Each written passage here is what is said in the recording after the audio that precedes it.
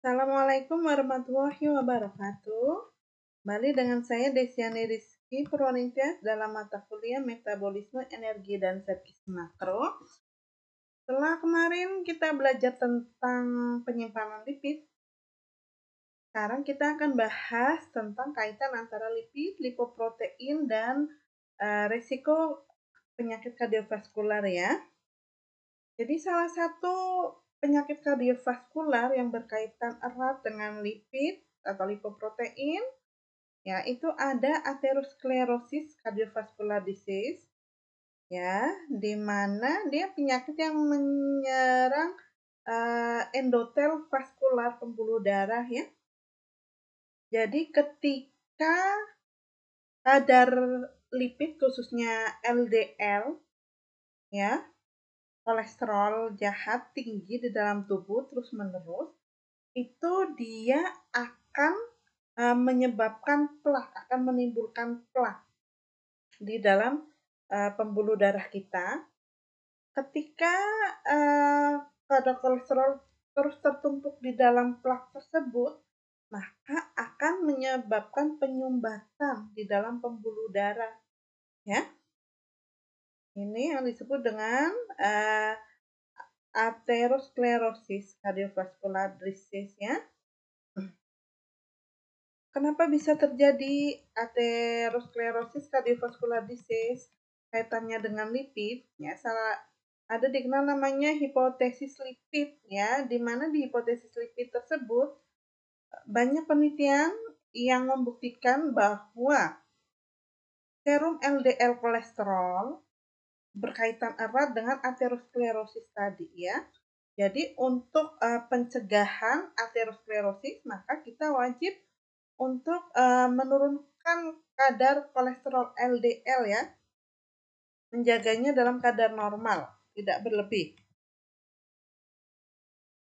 Oke, jadi pemeriksaan klinis ya yang dibutuhkan biasanya adalah kolesterol LDL, kolesterol HDL, dan trigliserida di dalam darah ya, untuk mendeteksi kaitannya dengan atherosclerosis tadi. Selain pemeriksaan tersebut, ya, ternyata pemeriksaan lain juga diperlukan untuk tambahan seperti pemeriksaan ApoB100. Adanya atau kadar apolipoprotein B100 ya di dalam serum darah orang yang telah berpuasa untuk mengukur partikel VLDL dan LDL. Ya, jadi ternyata ApoB100 ini menjadi penanda aterogenik yang lebih kuat dibandingkan serum LDL kolesterol tadi ya. Kalau ApoA100 ini kaitannya dengan HDL, tapi ternyata kalau ApoA100 ini tidak berkaitan dengan resiko atherosclerosis. Ya, jadi yang berkaitan dengan atherosclerosis tadi adalah LDL kolesterol, HDL kolesterol, trigliserida, dan pemeriksaan ApoB100. Oke. Jadi lipoprotein ya, ada lipoprotein A ya, LPA, tidak seperti kelas lipoprotein lainnya. Kalau lipoprotein A ini ditentukan secara genetik ya, secara genetik. Jadi struktur apolipoprotein A, sekuens asam aminonya ini hampir sama dengan sekuens asam amino pada plasminogen. Ya, plasminogen ini merupakan prekursor enzim plasmin, ya, yang berkaitan dengan proses pembekuan darah. Lalu ada apolipoprotein E. Ada beberapa isoform apolipoprotein E seperti ApoE2, E3, dan E4. Nah, dari isoform tersebut yang paling berkaitan erat dengan atherosclerosis dan Alzheimer disease adalah ApoE4. Ya, distribusi ApoE ini, khususnya ApoE4, tidak random ya, tapi biasanya lebih tertata ya. Jadi frekuensi ApoE4 ini meningkat ya ketika pergerakan ke utara dari kutub. Jadi orang-orang yang dia biasanya berada di daerah Eropa ya, itu dia lebih banyak yang kadar ApoE4-nya ini lebih tinggi di dalam darah ya, dan dibandingkan pada orang-orang yang di Mediterania dan Asia. Sehingga orang-orang yang di Eropa ini tadi, dia lebih banyak beresiko untuk mengalami aterosklerosis ya, khususnya Eropa-Eropa yang bagian utara.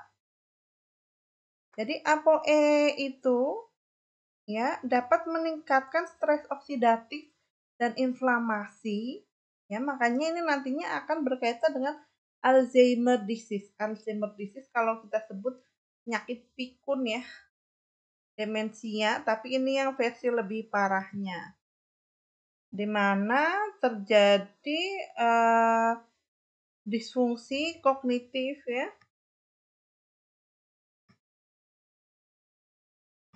Nah, kemudian apakah asam lemak yang kita konsumsi dari makanan itu akan berdampak kepada aterosklerosis? Ya, jadi kalau riset-riset yang lama ini menunjukkan bahwa saturated fatty acid atau asam lemak jenuh itu lebih hiperkolesterolemik. Dalam artian dia lebih cepat meningkatkan kadar kolesterol darah yang nantinya lebih beresiko untuk mengalami kejadian aterosklerosis dibandingkan asupan PUFA. Kalau PUFA, polyunsaturated fatty acid, asam lemak jenuh rantai panjang, ya, itu bersifat hipokolesterolemik. Jadi dia lebih cenderung menurunkan kadar kolesterol darah. Kalau MUFA, monounsaturated fatty acid, ya, dia bersifat netral, tidak meningkatkan serum kolesterol ataupun tidak menurunkan ya. Jadi karena tadi asam lemak jenuh ini meningkatkan kolesterol, maka perlu dipikirkan untuk menggantikan asam lemak jenuh ini di diet ya. Dari hasil penelitian diperoleh bahwa ketika 1% energi dari asam lemak jenuh ini digantikan dengan PUFA, maka akan terjadi penurunan kolesterol. Ya. Dan juga penurunan resiko jantung koroner sekitar 2-3%. Ya.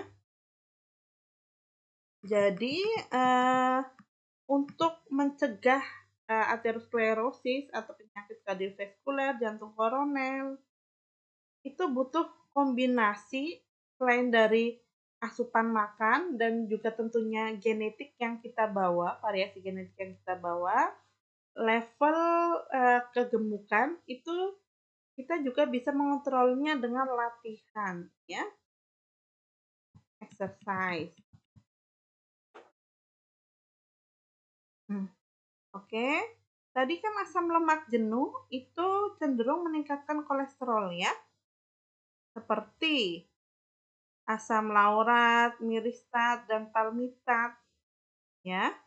Ini merupakan asam lemak jenuh yang bersifat hiperkolesterolemik yang meningkatkan kolesterol LDL. Ya. Ini sifatnya kuat ya, hiperkolesterolemik yang kuat. Asam laurat, miristat, dan palmitat. Tapi di sisi lain, asam stearat, stearic acid, ya, walaupun dia asam lemak jenuh, dia bisa menurunkan kadar kolesterol total dan kadar kolesterol LDL dibandingkan asam lemak jenuh rantai panjang yang lainnya.